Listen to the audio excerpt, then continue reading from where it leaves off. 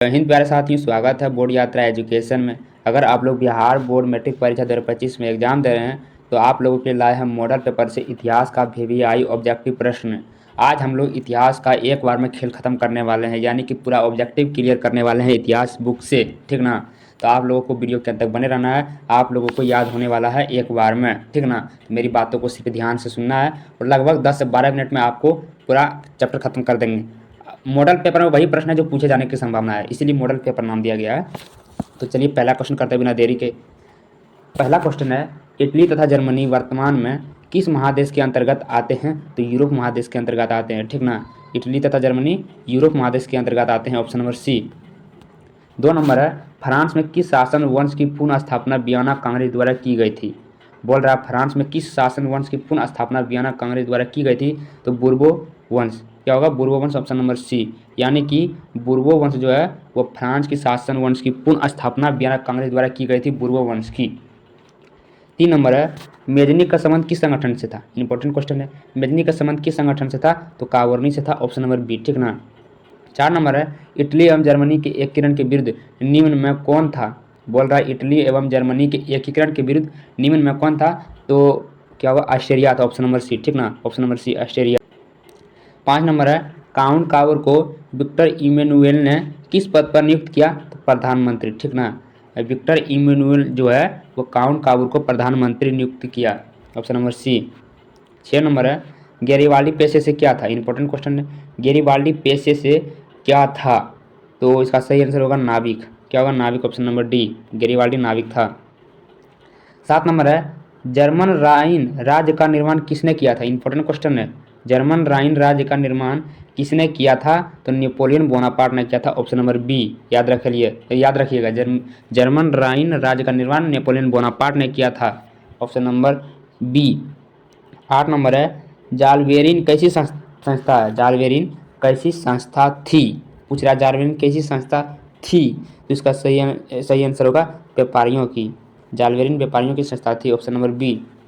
9 number है, रक्त एवं लोक की नीति का अवलंबन किसने किया था? रक्त एवं लोक की नीति का अवलंबन किसने किया था? तो बिस्मार्क ने किया था, ऑप्शन नंबर सी, ठीक ना। याद रखिएगा। फ्रैंकफर्ट की संधि कब हुई थी? फ्रैंकफर्ट की संधि कब हुई थी? तो 1871 ईस्वी में हुई थी, याद रखिएगा, ऑप्शन नंबर डी। 1871 ईस्वी में फ्रैंकफर्ट की संधि हुई थी। 11 नंबर है, चेका क्या था? ये बहुत इंपॉर्टेंट क्वेश्चन है। चेका क्या था? तो पुलिस दस्ता था, ऑप्शन नंबर बी, ठीक ना, पुलिस दस्ता।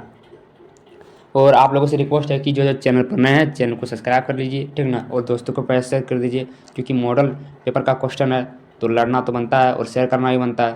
12 नंबर है, निम्नलिखित में कौन यूरोपियन समाजवादी नहीं था? इसमें से यूरोपियन समाजवादी कौन नहीं था? यही पूछ रहा है ना, इसमें से कौन यूरोपियन समाजवादी नहीं था? तो कार्ल मार्क्स नहीं था, ऑप्शन नंबर सी।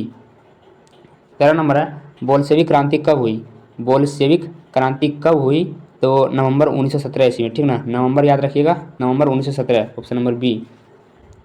14 नंबर है, लेनिन की मृत्यु कब हुई? इंपॉर्टेंट क्वेश्चन है। लेनिन की मृत्यु कब हुई? तो 1924 ईस्वी में हुई, ऑप्शन नंबर डी। 1924 ईस्वी में लेनिन की मृत्यु हुई। 15 नंबर है, अंतर्राष्ट्रीय महिला दिवस कब मनाया जाता है? यह भी इंपॉर्टेंट क्वेश्चन है। बताइए, 4 जून को, 1 दिसंबर को, 15 अप्रैल को, 8 मार्च को। मुझे लगता है ये आप लोगों को पता है। अंतर्राष्ट्रीय महिला दिवस कब मनाया जाता है? तो 8 मार्च को मनाया जाता है, ऑप्शन नंबर डी, ठीक ना। 8 मार्च को महिला दिवस मनाया जाता है अंतर्राष्ट्रीय, ठीक ना, मतलब पूरे विश्व में महिला दिवस 8 मार्च को मनाया जाता है। 16 नंबर है, अंकोरा का मंदिर कहाँ स्थित है? अंकोरा का मंदिर कहाँ स्थित है? तो कम्बोडिया में स्थित है, ऑप्शन नंबर डी, ठीक ना। अंकोरा गलत लिखा है लेकिन कोई दिक्कत नहीं, अंकोरा का मंदिर कम्बोडिया में स्थित है, ऑप्शन नंबर डी। और आप लोगों से पूछना चाहता हूँ कि आप लोग लाइव क्लास करना चाहते हैं? अगर आप लोग लाइव क्लास करना चाहते हैं तो कमेंट में कीजिएगा कि हाँ मुझे लाइव क्लास करना है, ठीक ना। 17 नंबर है, हिंद चीन पहुँचने वाले प्रथम व्यापारी कौन थे? हिंद चीन पहुँचने वाले प्रथम व्यापारी कौन थे? तो पुर्तगाली थे, ऑप्शन नंबर सी, ठीक ना। हिंद चीन पहुँचने वाले प्रथम व्यापारी कौन थे? पुर्तगाली थे। 18 नंबर है, हिंद चीन में बसने वाले फ्रांसीसी कहे जाते हैं।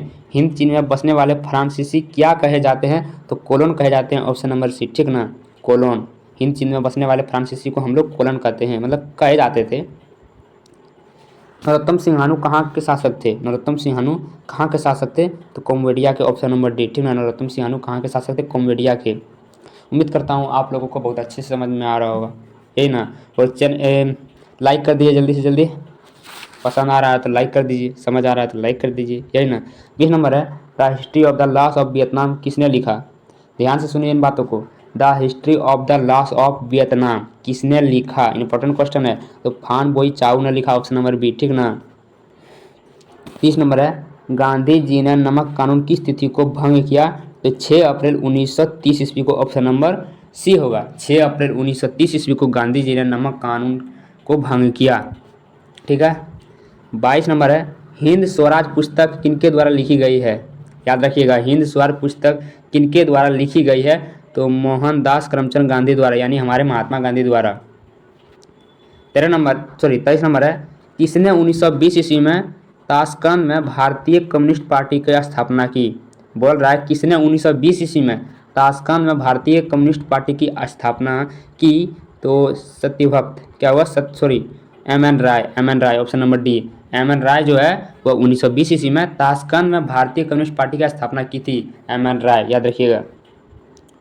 24 नंबर है, अलीगढ़ आंदोलन का नेतृत्व किसने किया? अलीगढ़ आंदोलन का नेतृत्व किसने किया? तो सैयद अहमद खान है, ऑप्शन नंबर सी, ठीक ना, सैयद अहमद खान है। अलीगढ़ आंदोलन का नेतृत्व सैयद अहमद खान ने किया था। 25 नंबर है, वेदों की ओर लौटो का नारा किसने दिया था? ये इंपॉर्टेंट क्वेश्चन है। वेदों की ओर लौटो का नारा किसने दिया था? तो दयानंद सरस्वती ने दिया था, option number A, Dayanand Saraswati. 26 number है, स्वराज दल के अध्यक्ष कौन थे? स्वराज दल के अध्यक्ष कौन थे? तो मोतीलाल नेहरू थे। कौन थे? Motilal Nehru, option number B. Swaraj Dal के अध्यक्ष मोतीलाल नेहरू थे, ऑप्शन नंबर बी। 27 नंबर है, किस तिथि को पूर्ण स्वतंत्रता दिवस घोषित किया गया? किस तिथि को पूर्ण स्वतंत्रता दिवस घोषित किया गया? तो 1 मार्च 1932 ईस्वी को, ठीक ना, 1 मार्च 1932 ईस्वी को, याद रखिएगा, 1 मार्च 1932 ईस्वी को पूर्ण स्वतंत्रता दिवस की घोषित किया गया। 28 नंबर है, आर्य समाज की स्थापना किसने की थी? वेरी वेरी इंपॉर्टेंट, जितना लगा दीजिए, very very important. Arya Samaj की स्थापना किसने की थी? तो दयानंद सरस्वती ने की थी, ऑप्शन नंबर डी। 19 नंबर है, फॉरवर्ड ब्लॉक के संस्थापक कौन थे? फॉरवर्ड ब्लॉक के संस्थापक कौन थे? तो सुभाष चंद्र बोस थे, यही ना, सुभाष चंद्र बोस, ऑप्शन नंबर सी होगा। फॉरवर्ड ब्लॉक के संस्थापक सुभाष चंद्र बोस थे, ऑप्शन नंबर सी। 30 नंबर है, वल्लभ भाई पटेल को सरदार की उपाधि किस किसान आंदोलन के दौरान दी गई? Important question. इतिहास में जितने भी मैं यहाँ पर लाया हूँ सारे के सारे इंपॉर्टेंट क्वेश्चन है। एक बार में नहीं हुआ तो दोबारा वीडियो देखिएगा, जरूर होगा। मुझे लगता है इसमें जितना मैं बताया हूँ 30 बताया हूँ और 15 याद हो गया होगा कम से कम, है ना।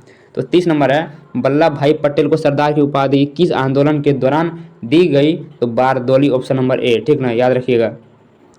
31 नंबर है, असहयोग आंदोलन का प्रस्ताव कांग्रेस के किस अधिवेशन में पारित हुआ?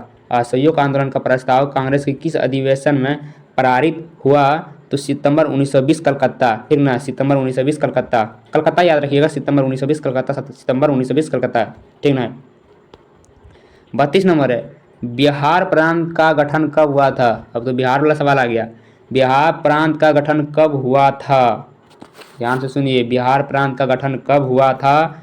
तो 22 मार्च 1912 ईस्वी को हुआ था। कब हुआ था? 22 मार्च 1912 ईस्वी को। 33 नंबर है, बिहार राज्य में लोगों की आजीविका मुख्य आधार है। बिहार राज्य में लोगों की आजीविका का मुख्य आधार है तो कृषि है, ऑप्शन नंबर बी, ठीक ना। बिहार में तो हम लोग लगभग कृषि ही करते हैं, अधिक से अधिक लोग। 34 नंबर है, राष्ट्रीय विकास परिषद का अध्यक्ष कौन होता है? राष्ट्रीय विकास परिषद का अध्यक्ष कौन होता है? ध्यान से सुनिए, इंपॉर्टेंट क्वेश्चन है, जितना लगा लीजिए, वेरी वेरी इंपॉर्टेंट।